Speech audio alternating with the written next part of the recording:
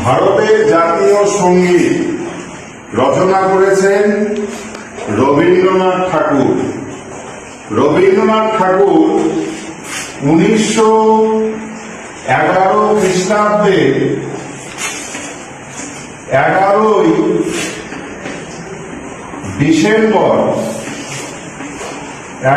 December এই তারিখে একটি কবিতা লিখেছিলেন।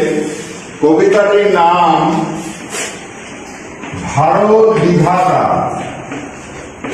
কবিতাটার নাম ভারত বিধাতা। এই ভারত বিধাতা কবিতাটি প্রথম যে স্তবক বা স্ট্যাঞ্জা, প্রথম স্তবক বা স্ট্যাঞ্জা,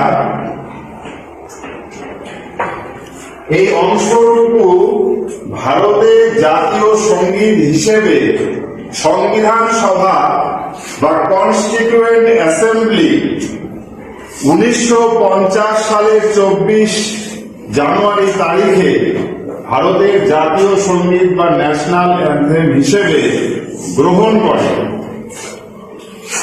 ভারত বিধাতা কবিতাটি প্রথম স্ট্যাঞ্জাটি 1911 সালের 27 ডিসেম্বর তারিখে